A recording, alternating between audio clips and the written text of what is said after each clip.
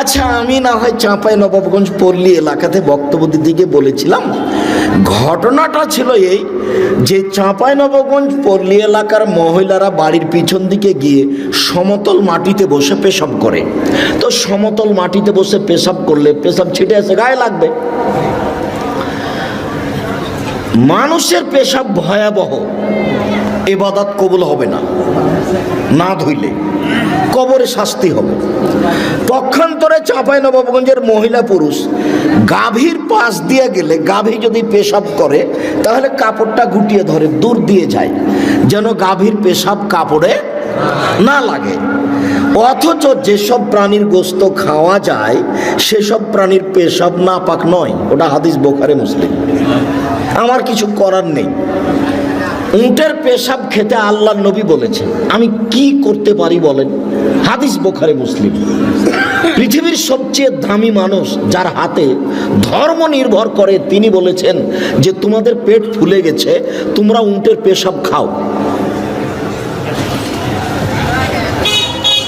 যেখানে ছাগল বাঁধা থাকে সেই জায়গাতে তিনি সলাত আদায় করতে বললেন, নামাজ পড়তে বললেন, যে অথচ ছাগলের পেশাব আছে। আমি কি করতে পারি? আমি ওটা বলতে চাইনি এই কথাটি, আমি পরিস্থিতিতে বলেছি যে আরে আপনি গাভীর পেশাব থেকে বেঁচে থাকতে চাচ্ছেন, অথচ গাভীর পেশাব বালতিতে করে নিয়ে কাপড় ভিজিয়ে সেই কাপড়ে সলাত আদায় করলে কোনো সমস্যা নেই। আমি একটা জোর দিতে গিয়ে কথাটা বলেছিলাম, কিন্তু কথাটা এসে নোয়াখালীতে এইভাবে ধরা পড়বে তা আমি বুঝতে পারি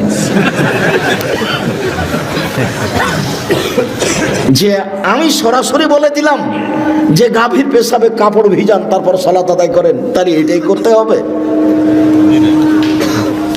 জি না, ভুল হিসাব, আমি এটা বলিনি।